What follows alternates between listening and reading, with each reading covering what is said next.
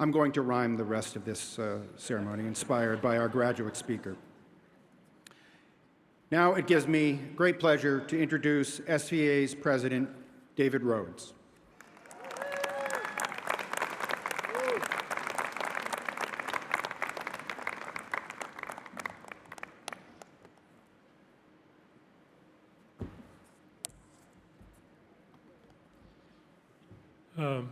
Good afternoon.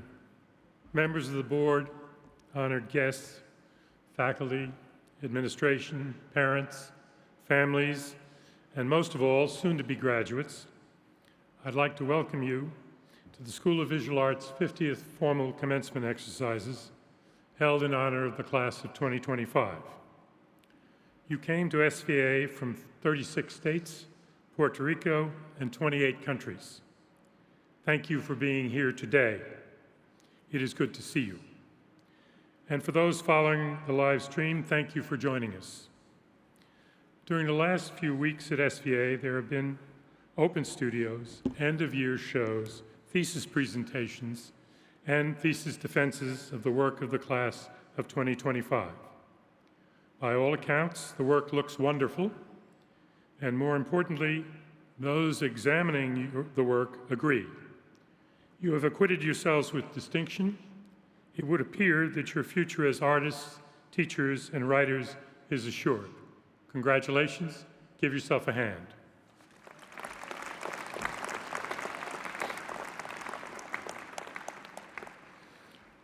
We trust your course of study has prepared you for your working life. As you navigate your professions, we hope that you will begin to think about how to make your working life better and more meaningful. As you think about ways to improve your working life, you will quickly notice that working involves collaboration. Collaboration requires cooperation, and cooperation entails mutual obligations. Mutual obligations require that we have a clear sense of what we owe to others. Many people believe that our obligations are ordered, as if in concentric circles, from those closest to us to those who are most distant. Recently, this idea was articulated by Vice President Vance, who said, quote, "You love your family, and then you love your neighbors, and then you love your community, and then you love your fellow citizens in your country, and after that you can focus and prioritize the rest of the world." Vice President Vance referred to this structure as ordo amoris, that our moral obligations are ordered hierarchically so that we should prioritize our family and friends over others. This is an argument that equates virtue with proximity. Having invoked the idea of ordo amoris, Vice President Vance's view was immediately criticized by Pope Francis, who said Christian love is not a concentric expansion of interests that little by little extend to other persons and groups. The true ordo amoris that must be promoted is that which we discover by meditating constantly on the parable of the Good Samaritan. A similar point was made by Pope Leo XIV, then Cardinal Prevost.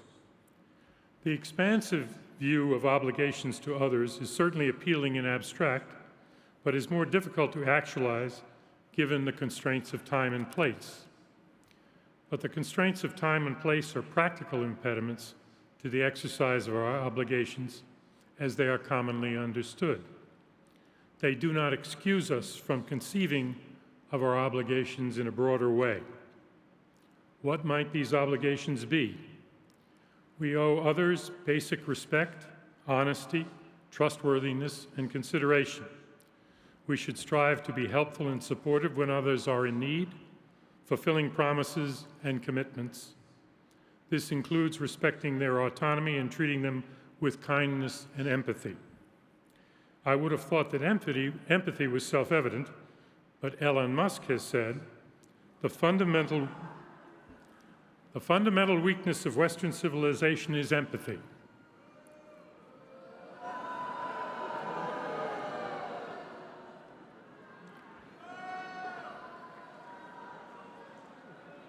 They're exploiting a bug in Western civilization, which is the empathy response. I'm not sure who he meant by they, but empathy is not a bug. It's a feature of any society that is defined by cooperation rather than coercion.